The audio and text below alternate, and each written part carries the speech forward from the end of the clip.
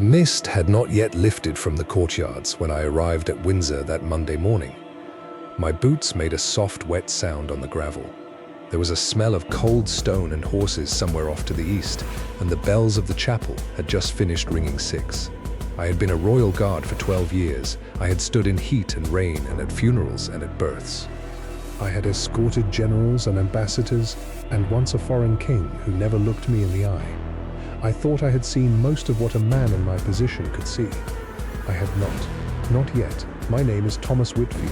I am 34 years old, and the week I am about to tell you about is the week I learned that honor is a quieter thing than I had ever imagined. The duty officer met me at the side gate. He was a thin man with cold hands, and he shook mine quickly and pointed me toward the east wing. Lord Carrow is being honored on Friday, he said. The river business, you'll have read the file. I had read the file. On the train down, I had read it twice. A car had gone off a bridge on a freezing night in February. 2 passengers, both elderly. The water had been black and moving fast. A man in an officer's coat had gone in after them.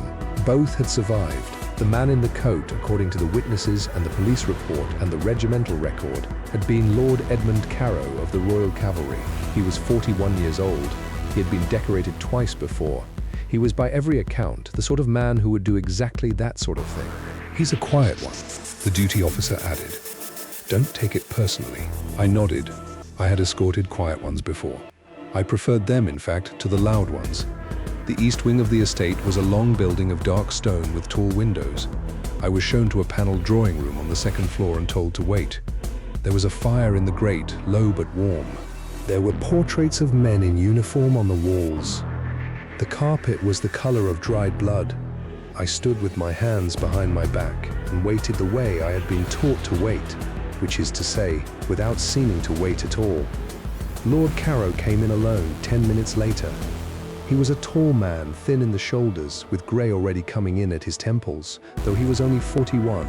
He wore a dark grey suit, very well cut, and a small silver pin on his lapel that I could not quite identify. His face was the kind of face that does not show much. He looked at me once, took me in, and offered his hand. Sergeant Whitfield. Sir, thank you for coming. I'm sorry for the early hour. It's no trouble, sir. He gestured to one of the chairs by the fire. I did not sit. He noticed, and a small line appeared at the corner of his mouth that might have been amusement. As you prefer, he said. He did not sit either. He stood by the window instead, looking out at the courtyard where the mist was just beginning to thin. We were interrupted almost at once. The household steward, a heavy man named Mr. Penley, came in with a tray of letters and stopped when he saw Lord Carrow. His face opened up into a wide, genuine smile. My lord, he said, forgive me, I only wanted to say on behalf of all of us downstairs, congratulations. On Friday, we're all very proud. Lord Carrow turned from the window. He looked at Mr. Penley for a moment, and then he smiled. It was a small smile, polite, not warm exactly, but not cold either. You're very kind, he said. That was all. 3 words. He did not thank him. He did not say it had been nothing, or that he had only done what anyone would have done, or any of the things men usually say when they are praised for something brave. He said only that, and then he turned back to the window. Mr. Penley nodded, pleased, and left the room. I stood there with my hands behind my back and tried to understand why those 3 words had unsettled me. I could not say. I filed it away. I thought perhaps it was only that I had expected something else. Lord Carrow did not speak again for almost a full minute. Then he said, without turning, I imagine the briefing folder is quite thorough, Sergeant. Yes, sir, they usually are. He said it the way a man says something he has been thinking about for a long time. The morning went on. There were arrangements to be made, a fitting for a ceremonial coat, a meeting with the regimental adjutant. I followed at the proper distance. I opened doors. I stood outside rooms. I noted the times and the names of the people who came and went, as I had been trained to do. The adjutant was a red-faced man with a loud voice and an easy laugh. He clasped Lord Carrow's hand with both of his own and shook it like a man trying to start a stubborn engine. Edmund, he said, by God, the whole regiment is talking about it. The whole regiment. Lord Carrow nodded once. You're very kind, he said. I noticed it the second time. I'm not sure why. There was nothing different about how he said it. The same small smile, the same quiet voice, but it landed in me this time, like a small stone dropped into still water. The adjutant did not seem to notice. He clapped Lord Carrow on the shoulder and went on talking about Friday, about the speeches, about who would be in attendance. Lord Carrow listened. He did not interrupt. He did not contribute. When the adjutant ran out of words at last, Lord Carrow thanked him for his time, and we left. In the corridor afterward, Lord Carrow walked a little ahead of me. His hands were in his pockets. His shoulders were set in a way I could not quite read. I have stood behind a great many men in my life, and I have learned to read shoulders the way other people read faces. These shoulders were carrying something I did not ask. It was not my place. That night I was given a room in the staff wing, small, clean, a single bed, a desk, a window that looked out over the kitchen garden. I sat at the desk for a long time and wrote nothing. I had a journal I had kept since my second year of service. I usually wrote in it before sleep. That night I could not think of anything to write. I wrote eventually 3 words. "You're very kind." I closed the book and turned out the light and lay in the dark listening to the rain start against the window. I thought, before I slept, that it was strange how some men carry their bravery the way a child carries a fragile cup with both hands, very carefully, afraid of spilling it. I thought Lord Carrow was not carrying his bravery that way. I thought he was carrying something else. I did not yet know what. The second day began with a regimental luncheon. It was held in the long hall on the south side of the estate, under a ceiling painted with battle scenes from a war nobody remembered the details of any longer. There were perhaps 60 men present, most in uniform, a few in dark suits. The food was good, the wine was better, the speeches, of which there were 3, all referenced Lord Carrow in some way. He sat near the head of the table, between an old colonel and a younger major. He ate very little. He spoke when spoken to.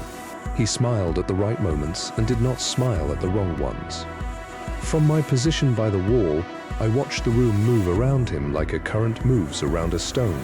After the third speech, an old officer with a white moustache leaned across the major and raised his glass. "To Carrow," he said. "A credit to the cavalry." The whole table raised their glasses. Lord Carrow inclined his head. "You're very kind," he said. "That made 3. I had begun, I realized, to count them. I do not know exactly when I started. Somewhere between the drawing room on Monday and the luncheon on Tuesday, my mind had begun keeping a tally without asking my permission. 3. By the end of the luncheon, it was 4. A junior officer caught him by the sleeve in the corridor and offered congratulations, and Lord Carrow gave him the same small smile and the same 3 words. 4. By the end of the second day, it was 7. By the end of the third day, it was 11. I'm not by nature a man who notices patterns in conversation. I'm a man who notices doors and exits and the positions of windows. But I noticed this. I could not stop noticing it. 11 times in 3 days, Lord Carrow had been praised for what he had done in the river that February night. 11 times he had said the same 3 words. He had not once said yes. He had not once said thank you. He had not once described the rescue or claimed the rescue, or referenced the rescue in any way at all. I began to read the briefing folder again in the evenings in my room. The official citation was 3 pages long. It was written in the dry, polished language of regimental records. It described the time of the accident, the location of the bridge, the temperature of the water. It named the 2 passengers, a Mr. Albert Hatch, 72, and his wife Margaret Hatch, 69. It described how their car had gone off the bridge at approximately 9:15 on the evening of the 18th of February. It described how a man in an officer's coat had been seen entering the water from the western bank, how he had brought Mrs. Hatch to safety first and then returned for her husband, and how by the time the local police arrived, the man in the coat had identified himself as Lord Edmund Carrow of the Royal Cavalry and had refused medical attention and had been driven home by his own driver. The witnesses were 3: a lorry driver who had stopped on the bridge, a woman walking her dog on the eastern bank, a boy of 14 who had been smoking a cigarette he was not supposed to be smoking in the lay-by. All 3 had identified the man in the coat as Lord Carrow. The lorry driver had been certain. The woman had been certain. The boy had been less certain, but had agreed when shown a photograph. The report was signed, sealed, and entered into the regimental record on the 23rd of February, 5 days after the accident. I read it 3 times. I could find nothing wrong with it. And yet every time I closed the folder, I heard those 3 words again in Lord Carrow's quiet voice. "You're very kind." On the evening of the 3rd day, after a long walk through the stables with Lord Carrow at his request, he had wanted to see a particular mare he had not seen in some weeks. I broke protocol slightly. We were standing at the rail of the paddock. The light was going. There was a smell of hay and leather and cold earth. "Sir?" I said. He turned his head. "Yes, Sergeant." I hesitated. I am not, as I have said, a man who easily speaks out of turn. But the words came out of me anyway, and I could not have stopped them if I had tried. "Are you proud of what you did that night?" He did not answer at once. He looked back at the mare for a long time. She was a grey with a white blaze standing at the far end of the paddock with her head down. The light was thin and silver around her. When he spoke, he did not look at me. "A man should be careful, Sergeant," he said, "what he accepts credit for. That was all." He did not elaborate. He did not look at me. He stood at the rail for another minute or 2, and then he turned and walked back toward the house, and I followed him at the proper distance, and we did not speak again that evening. I did not sleep well that night. I lay in the small staff room with the rain coming down again on the window, and I thought about those 11 small smiles and those 11 sets of 3 words, and I thought about the man in the officer's coat in the black water, and I thought about the lorry driver and the woman and the boy with the cigarette. I thought about how certain people had been. I thought about how certain people often are, about things they have not actually seen. I did not write in my journal that night. I did not know what to write. I closed my eyes at last, and I thought just before I slept, he did not do it. It was the first time I had let myself think it. I did not know yet whether I was right. The 4th day broke clear and cold. There was frost on the courtyard stones when I came down. The mist had gone. The sky was a thin, washed blue, the kind of blue that looks fragile, as though it might crack if you spoke too loudly. I had a cup of tea in the staff kitchen and was reviewing the day's schedule. A morning meeting with the regimental tailor, an afternoon audience with the colonel-in-chief, a private dinner, when one of the household runners came in with a folded note. "For you, Sergeant," from his lordship. The note was short. "Sergeant, I should like to take a walk this morning before the tailor. The schedule will hold. Please meet me at the side door at 9. EC, I was at the side door at 5 minutes to 9. Lord Carrow came out in a long dark coat and a pair of country boots. He carried no stick and wore no hat. He nodded at me once. "Sergeant, walk with me." We did not go toward the parade ground or the formal gardens or the path that led down to the lake, all of which would have been the natural choices for a man of his rank on a morning like that. We went instead through the kitchen garden, out the small wooden gate at the back, and along a rough track that ran behind the stables toward the far side of the estate. I had not been to that side of the estate before. The buildings were lower and older. The stones were darker. There was a smell of horses and wood smoke and something that might have been bread baking somewhere. Lord Carrow walked without speaking for nearly 10 minutes. His hands were in his pockets again. His breath made small clouds in the cold air. At last we came to a long, low stable block with a tiled roof and a yard in front of it. There were perhaps 6 stalls visible from where we stood. The doors were open. A young man was working in the 3rd stall, mucking it out with a wide, flat fork, his sleeves rolled up to the elbows despite the cold. Lord Carrow stopped at the gate of the yard. "Sergeant," he said quietly, "wait here a moment, please." I waited. He walked across the yard alone. The young man in the stall did not see him at first. He went on working, a steady, practiced motion, the fork going down and lifting and turning and going down again. He was perhaps 19 or 20. He had dark hair, cut short. His skin was darkened by sun and weather in a way that does not come from a single summer, but from years of being outside in all weathers. There was a faded scar across the back of his right hand, the kind of scar a rope or a wire leaves. Lord Carrow stopped at the door of the stall and said very quietly, "Daniel." The young man stopped. He turned. He saw who it was. He did not bow. He did not straighten up the way a stable hand is supposed to straighten up when a man like Lord Carrow speaks to him.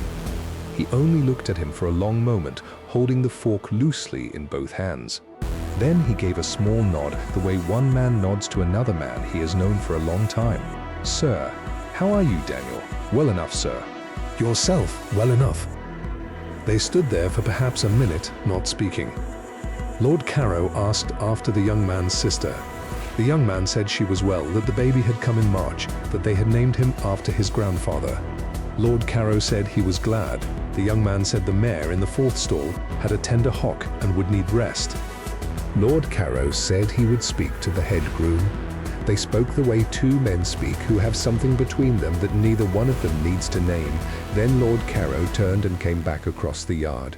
He did not say goodbye. The young man went back to his work. We walked back along the same track in silence for a long while. Halfway up the rise, Lord Carow stopped.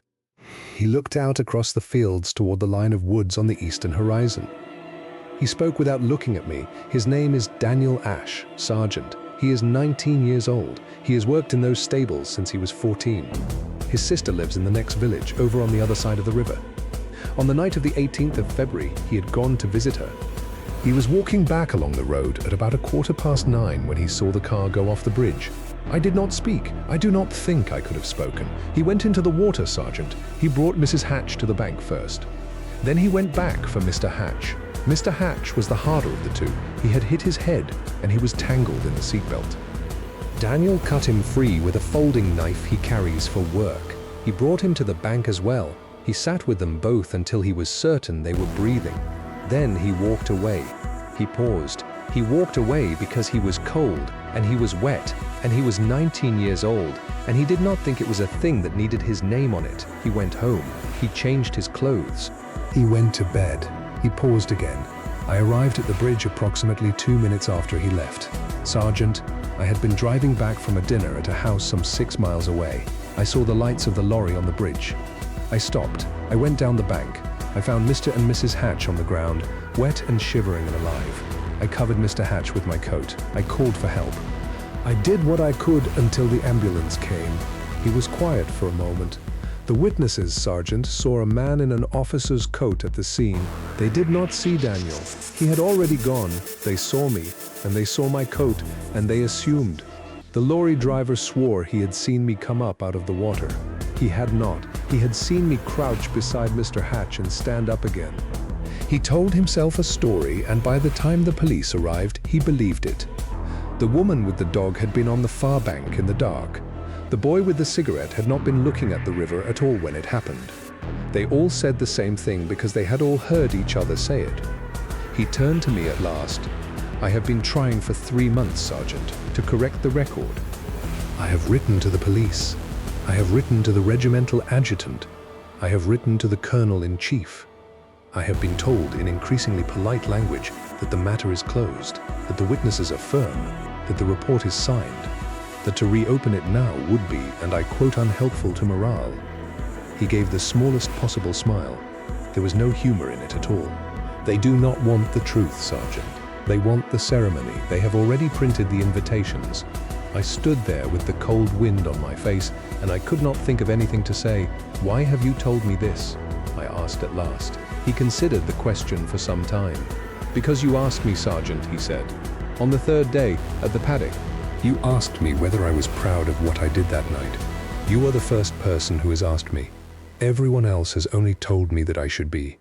We walked back to the house in silence. When we reached the side door, he stopped and looked at me once more.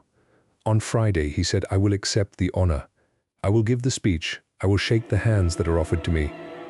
And on Friday evening, Sergeant, after the ceremony, I would like you to accompany me to the regimental records office. I have a small correction to make." He went inside. I stood at the side door for a long moment, looking out at the courtyard, where the frost was just beginning to melt in the thin morning sun. I understood then what the half-smile had been hiding all week.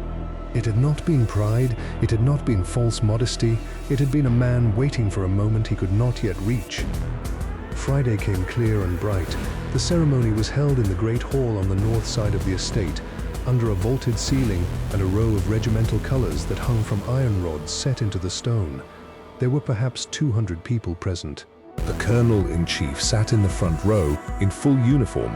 with his medals catching the light each time he moved. There were trumpeters in the gallery. There was an honor guard at the doors. The whole hall smelled of polish and wool and old wood. I stood at the back, by the third pillar from the door, in the position I had been assigned. From there I could see Lord Carrow's face when he came forward to accept the honor. He was very calm. The citation was read aloud by the adjutant. It was the same citation I had read 3 times in my room at night. It described the bridge, the water, the temperature, the time. It named Mr. and Mrs. Hatch. It described the man in the officer's coat. It named that man as Lord Edmund Carrow of the Royal Cavalry. The hall listened in complete silence. When the adjutant finished, there was a long, deep round of applause. Lord Carrow rose. He walked to the podium. He stood for a moment in front of the Colonel-in-Chief, and he inclined his head, and the Colonel-in-Chief pinned a small silver medal to his coat. Lord Carrow turned to face the hall. He spoke for less than 2 minutes. He thanked the regiment. He thanked the Colonel-in-Chief. He thanked the witnesses for their statements and the police for their work.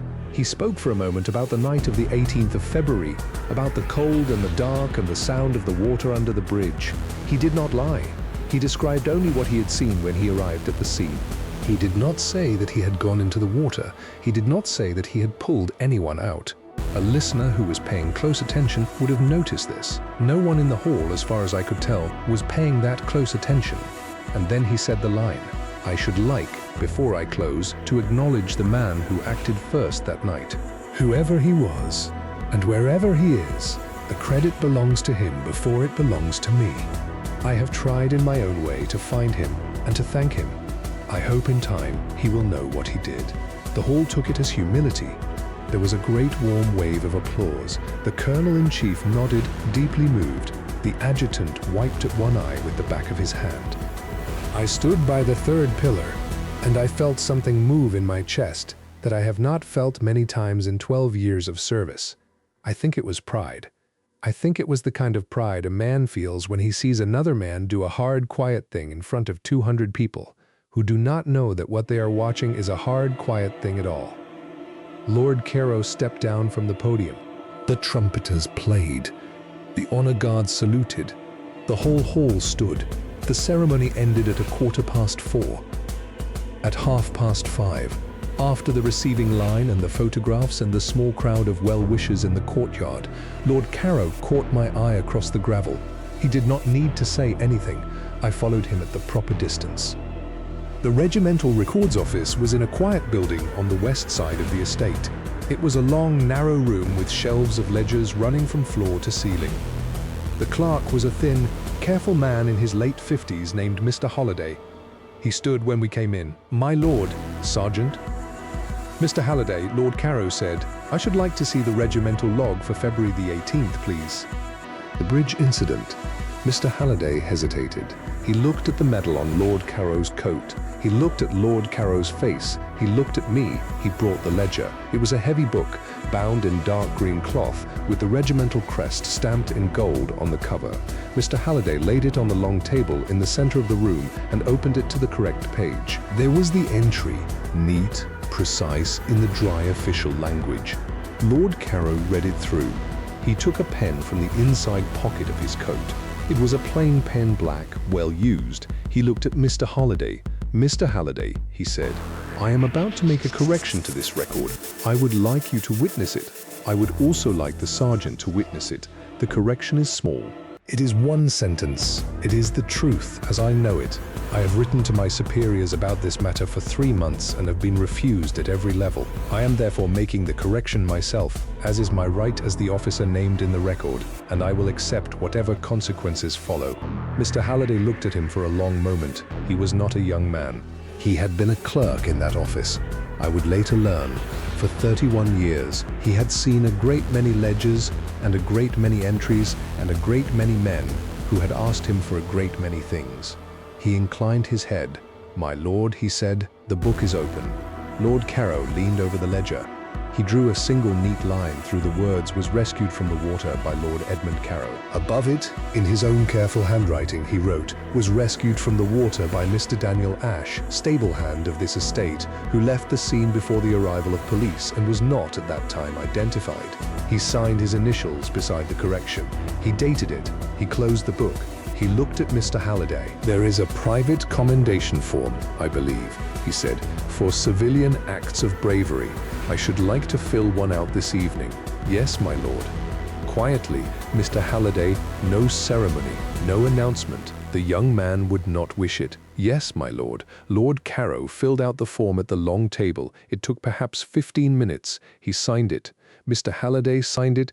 I signed it as witness. Mr. Halliday took the form and placed it in a thin file with a green cover. And he placed the file on the shelf behind his desk. And that was that. We walked out into the courtyard. The light was going. The frost was coming back. A carriage was waiting for Lord Carow at the main gate. He paused beside it. He turned to me. He looked at me for a long time. "Sergeant Whitfield." "Sir, you have been very kind to me this week." I did not know what to say. I did not trust myself to speak. He saw it. The small smile came back to the corner of his mouth, but it was different this time. It reached his eyes. It made him look for a moment like a man who had been holding his breath for a long time and had at last been allowed to let it out. "You're very kind, Sergeant," he said, "and I mean it this time." He got into the carriage. The driver clicked his tongue. The horses moved off. The carriage went down the long drive and around the bend by the chapel and out of sight.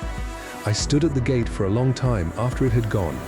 When I walked back to the staff wing, the light was almost gone from the sky.